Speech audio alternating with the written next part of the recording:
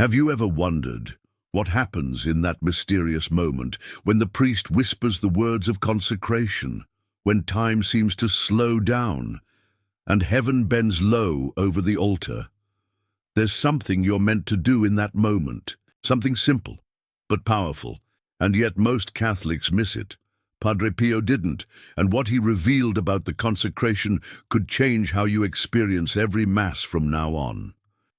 Today, we'll uncover the one thing you must do during the consecration, or risk missing the grace God longs to pour into your soul. It begins the same way every time, so familiar that many no longer see it. The priest, vested in white or red or gold, bows his head, his hands held open like a vessel. The church is still. The faithful kneel or stand in silence, watching. But something begins to shift in the atmosphere, something unseen but real. As the priest leans forward and pronounces the ancient words in a voice softened by reverence, the veil between earth and heaven begins to tear, silently, invisibly. The bread lies still on the paten, but it is no longer bread. The wine darkens in the chalice, but it is no longer wine. The world continues spinning, but for one moment in one church, time slows down and eternity floods in. Padre Pio once said that in that moment, all of heaven bends down to gaze at the altar. The saints fall silent. The angels hold their breath. The crucifixion is no longer a memory. It is present. The sacrifice of Calvary, once offered on a bloody hill outside Jerusalem, is made real again, bloodless and mysterious, yet no less powerful. It happens not in metaphor, not in symbol, but in reality far deeper than the senses can grasp. The man at the altar becomes a bridge. The words he says are not his own. The body is lifted, the bells ring, and the universe holds its breath. To Padre Pio, this was the highest mystery of existence. He did not take it lightly. During every Mass he celebrated, tears streamed down his face at the moment of consecration, not because of sentiment, but because he saw what others could not. He saw the wounds. He saw the blood. He saw Christ crucified, alive and suffering, present on that same altar where his own trembling hands held the host. He often said that if others could see what he saw in that moment, the pews would be overflowing, and people would fall to their knees in fear and love. And yet this moment, the pinnacle of the Mass, the moment when God descends again into the hands of a man, often passes with barely a reaction. People glance at their watches, adjust their posture, whisper to their children. Their bodies are present, but their hearts are far away. They see a gesture, a ceremony, a tradition, but not a mystery, not a sacrifice. Padre Pio warned that grace is offered at every consecration, but it is not forced upon anyone. It waits, it watches. It comes only to the soul that is open, alert, surrendered. To remain passive during this moment, he said, is not just a missed opportunity, it is a kind of spiritual sleep. And sleep, when grace is passing by, can be dangerous. In that single moment when the priest lifts the host, the entire drama of salvation is reenacted, not as a play, but as a living reality. The host is the lamb. The altar is the cross, the chalice is the cup of suffering, and heaven, with all its glory and judgment and mercy, rushes into the silence. Those who know what is happening lower their heads in awe. Some close their eyes and whisper prayers. Others remain still, afraid to move, afraid to breathe. It is in this stillness that grace descends, not in noise, not in emotion, but in quiet. A grace that is not always felt, but always real. It touches the soul like light touches stained glass. Soft, unnoticed, and yet transforming, it does not demand attention, but it waits for welcome, and the soul that misses this moment, distracted, indifferent, unaware, may leave the Mass unchanged. But for those who watch, who listen, who believe, that one moment is enough to reshape a life, It is the center of all things. It is the beating heart of heaven on earth. It is Christ, not in memory but in mystery, lifted again for the world to see, if only they would open their eyes. Padre Pio had seen many souls come and go through the doors of the church, rich and poor, devout and indifferent, broken and proud. He saw not just the faces they wore in public, but the interior world they carried in silence. And over the years, one truth began to burn into him more painfully than any of the wounds on his own body, that countless souls stood at the foot of the cross without knowing they were there. They came to Mass, they knelt, they listened, they watched, but their hearts remained untouched, their minds wandered, their eyes scanned the sanctuary without understanding. They were present in body, but absent in spirit. And in that absence, the greatest graces passed them by. To Padre Pio, this was more than a spiritual tragedy. It was a spiritual danger. He warned again and again that distraction during the consecration was not a small weakness, but a serious, wound in the soul's relationship with God.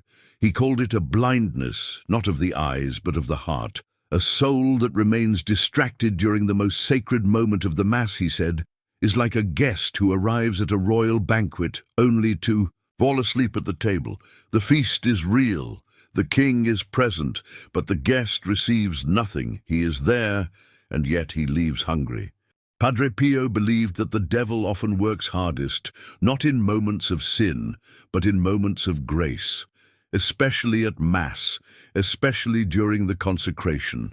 If he can dull the soul's attention, if he can stir small thoughts, memories, anxieties, then he can rob that soul of the grace offered in that instant. And so many let him. They come out of habit, they come to fulfill an obligation.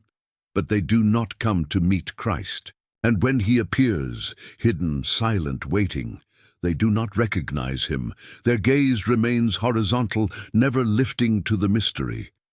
He often said that the most tragic moment of the Mass is not when a sinner walks in, but when a soul walks out unchanged, because that soul stood at Calvary and felt nothing. The blood was poured, the sacrifice renewed, the doors of heaven opened wide, and still they left carrying the same burdens, the same chains, the same noise within.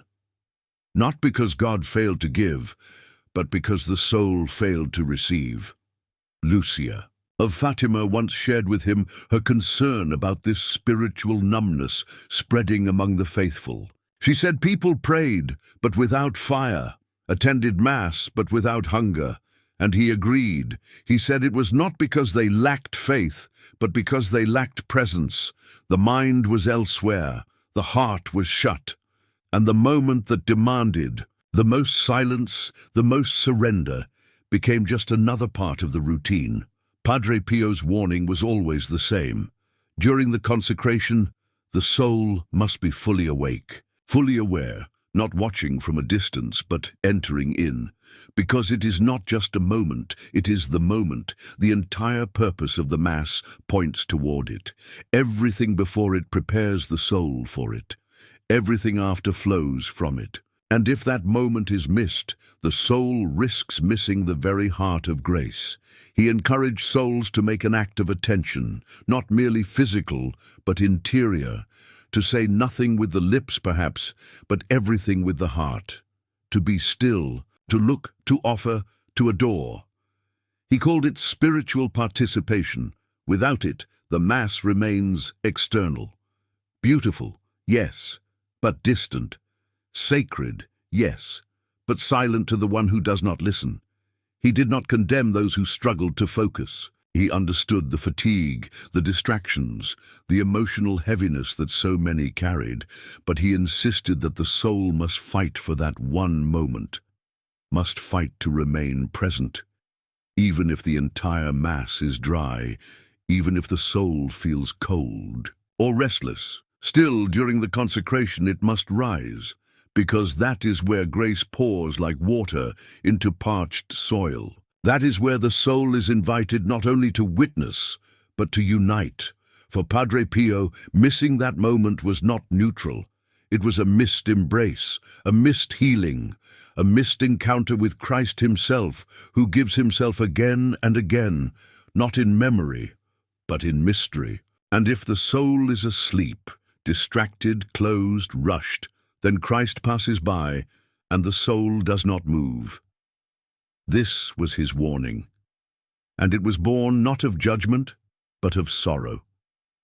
Because he had seen the cost, he had seen souls who spent years near the fire and never felt its warmth.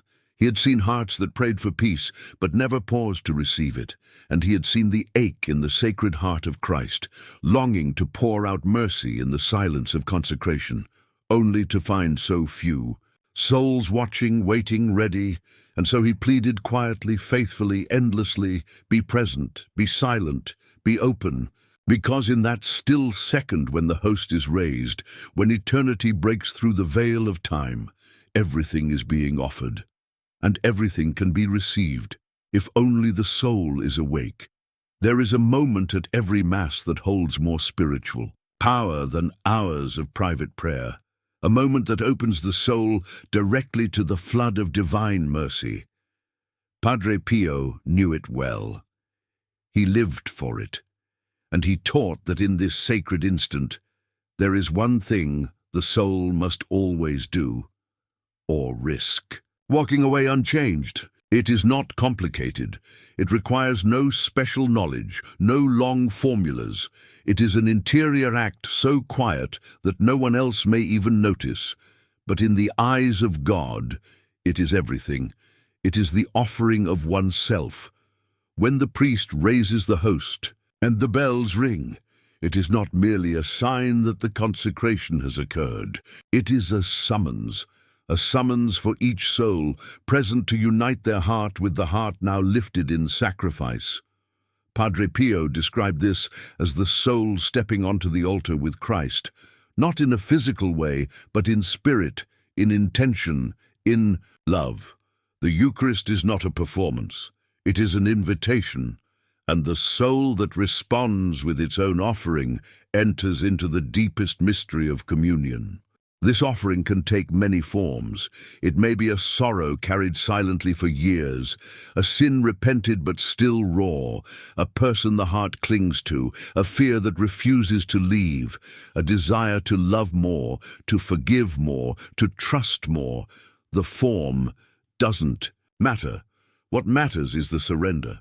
Padre Pio taught that what pleases God most is not the perfection of the gift, but the sincerity of the giving. A poor soul who offers their pain with love draws more grace than a proud soul who offers polished words without the heart.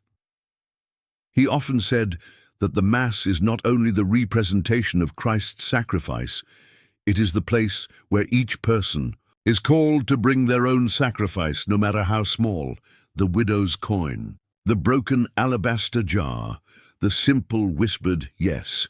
During the consecration, the altar becomes a meeting place. Heaven bends down, and the soul is lifted up, but only if it offers something to be lifted. This is why distraction is so costly, because grace waits to descend, but the soul must reach up. The offering does not have to be spoken aloud. In fact, Padre Pio encouraged it to be interior, silent, hidden, because it is not for others. It is for God. And in the stillness of that moment, when the host is lifted, when the church seems to hold its breath, the soul can whisper with its heart, I give you this. That act, no matter how brief, unites the soul with the sacrifice on the altar. It makes the Mass not something watched, but something lived. Padre Pio believed that many spiritual wounds could begin to heal in that one act. Resentments released, fears surrendered, self-hatred silenced. When the soul steps forward in that instant, even trembling, even half-believing, God responds with overflowing mercy, because God never forces grace. He waits to be invited, and the invitation is the offering. This sacred exchange becomes a rhythm. The more the soul offers, the more grace it receives, and the more grace it receives, the more it longs to offer. It is not emotionalism. It is participation. True, deep, personal participation in the sacrifice of Christ. And it transforms the way the soul experiences the Mass. No longer passive, no longer routine, but burning, alive and intimately connected. Padre Pio saw the Eucharist not only as a source of strength, but as a furnace of transformation. And the fire begins when the soul dares to enter. When the heart says, even silently, even imperfectly, "Here I am, take me." This is the one thing that must never be missed, not because God needs it, but because the soul does. The soul needs to give, to surrender, to love, to be united, and this offering made during the consecration is not symbolic, it is mystically real. In the eyes of heaven it is written, remembered, and responded to. It becomes part of the sacrifice. It becomes part of the Mass. Padre Pio once said that a soul who offers itself during the consecration never leaves the same, even if they feel nothing, even if their mind wandered before or after. That one moment of offering opens a door, and grace walks through. This is the secret he longed the world to know, not just to watch the elevation of the host, but to rise with it, to place something on the altar with Christ, to let that lifted body carry their own offering upward into the heart of the Father. It is simple, it is quiet, it is hidden. But in eternity, it echoes louder than 1,000 words. She had been going to Mass every Sunday since she was a child. Her mother had taught her how to sit still, how to fold her hands, how to recite the prayers with quiet reverence. And for years, she did exactly that. She showed up, she listened, she knelt when everyone else knelt, she followed the rhythm, she obeyed the rituals. But deep inside, she felt nothing. There was no warmth, no spark, no intimacy with God. The consecration came and went, and still her heart remained untouched. She began to wonder if something was wrong with her. She heard others speak of feeling God's presence at Mass, of being moved to tears, of leaving with peace or joy. But she left with silence. She kept going out of duty, out of loyalty, out of hope. But over time, that hope began to fade. She began to think perhaps she simply wasn't one of those souls who experienced God in that way. Maybe faith was supposed to be dry. Maybe grace was meant for others. Maybe all she could do was show up and wait. Then one day, in a moment of unusual courage, she asked for help. She sat in a quiet confessional and admitted the emptiness. She expected a list of prayers or penances, but what she received was different. She was told to pay attention, not to her feelings, not to her distractions, but to one moment.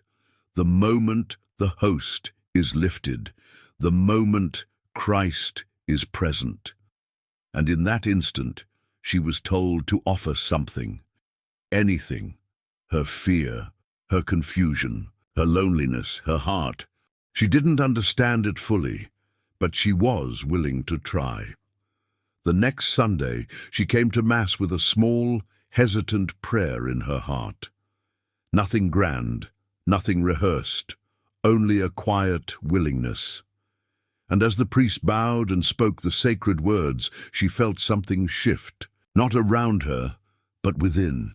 It was as if a door had opened, a door she never knew existed. When the host was lifted high, she looked up with eyes that had grown tired from years of searching. And in that second, she gave her offering. One sentence, one surrender, one whispered consent. She did not feel electricity, she did not see visions, but she knew something had changed. There was a warmth she could not name, a peace that did not rush in all at once, but settled gently, like sunlight through a window. For the first time, the Mass was no longer something she watched.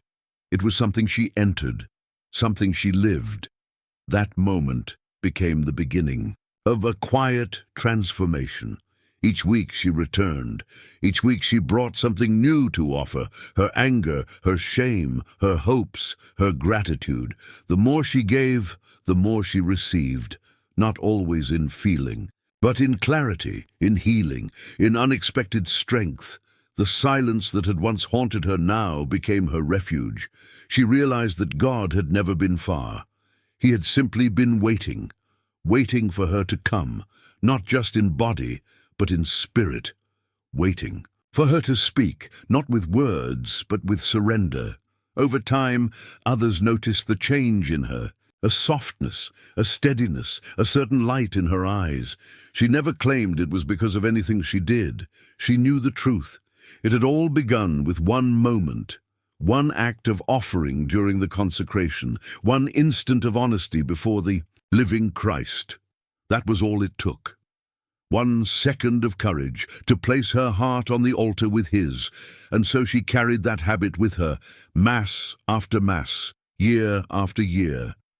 Even when the distractions returned, even when sorrow clouded her mind, even when God felt distant again, she had learned the secret of the offering. She had learned to meet Christ not only at the end of the prayers, but in the very center of the sacrifice, in that lifted host, in that divine silence, and it changed everything. Not in dramatic bursts, not in visions or voices, but in a slow, steady transformation of the soul. It was not a feeling, it was a presence, and it began the moment she stopped waiting for God to act and chose instead to offer herself first. It does not require eloquence. It does not require deep theological knowledge or perfect concentration. What it requires is presence, intentional, humble presence, the kind of presence that listens beneath the silence and offers without expecting anything in return. Padre Pio often said that the soul should come to Mass like someone approaching the foot of the cross, not just to witness, but to participate. And to do that, there must be a readiness, a simple interior preparation before stepping into the sacred, before attending your next Mass. The work begins quietly, even before you walk into the church. Take a few moments, even in your car or on the steps of the sanctuary, to ask yourself what you carry, not in a dramatic way, but with sincerity. What is heavy? What is broken? What is beautiful and unspoken within you? What do you long to place before God, but never quite found the words or time to offer? Let that intention rise slowly in your heart. Name it, hold it, let it become the seed of your offering. When the Mass begins, allow yourself to settle into awareness. Let the rhythm of the prayers draw you inward. Do not be discouraged by distraction. Distraction is not failure. It is simply a call to gently return. The soul learns to focus not by force, but by love. As the liturgy unfolds, hold on to your intention. Guard it. Let it stay near the surface of your heart, not with tension, but with tenderness. And then comes the moment that everything has led to.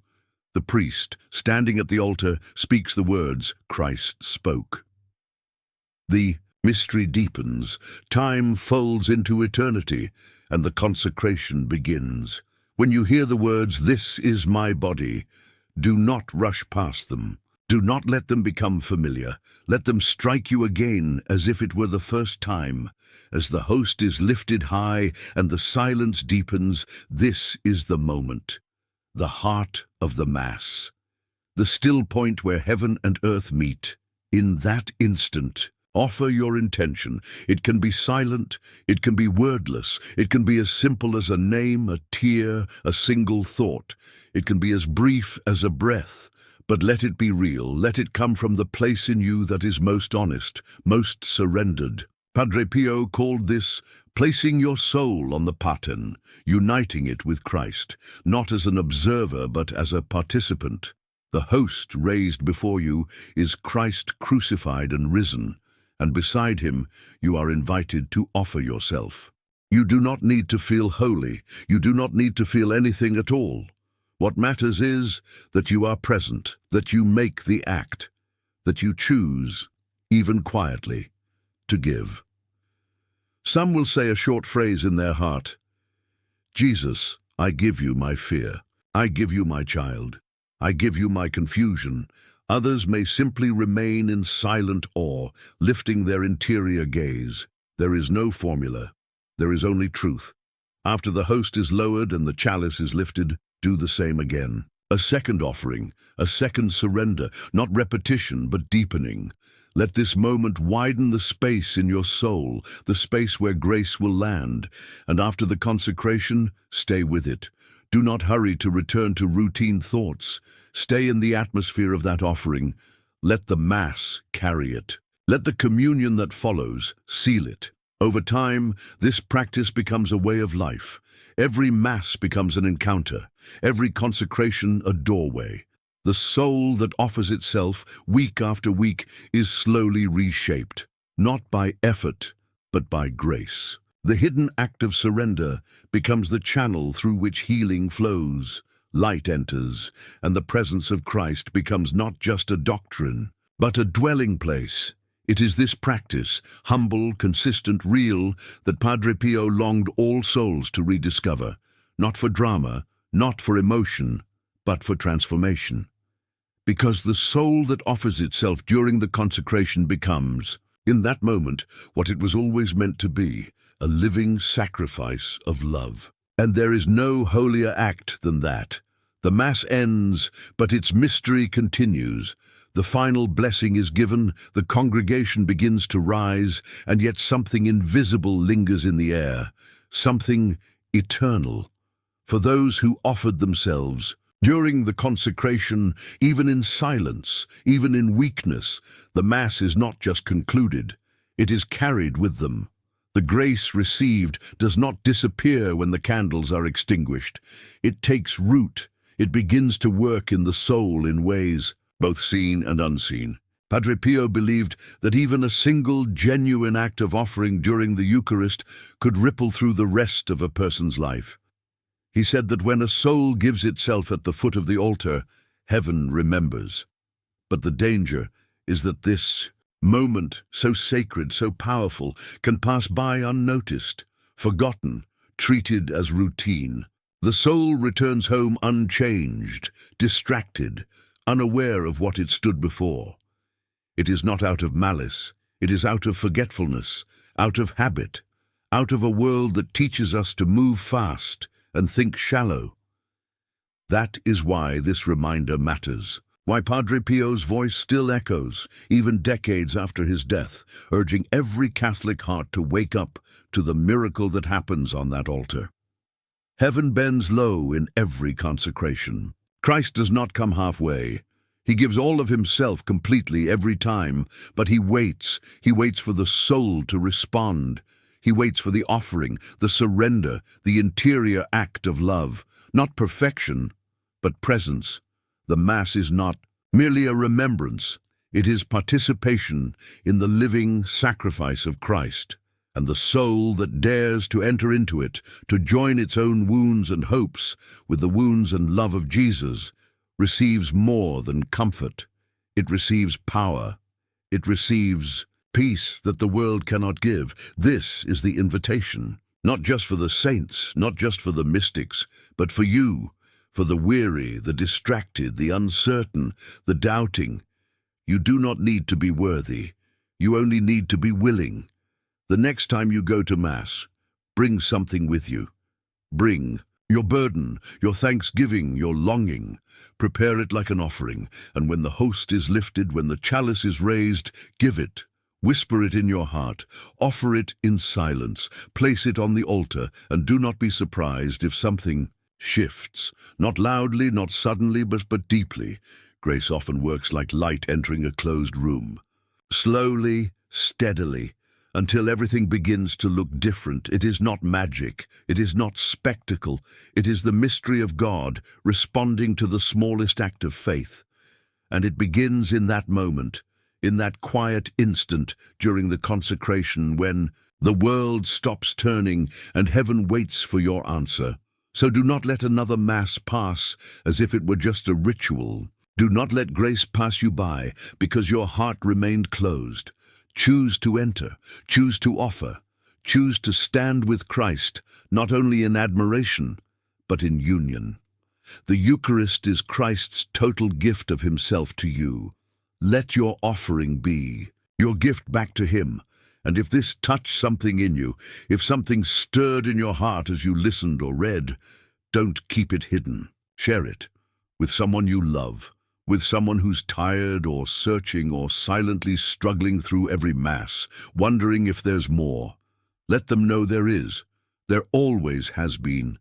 It just begins with one thing, one offering during the consecration. And if you're ready, write your offering now. Speak it into the silence. Heaven is listening.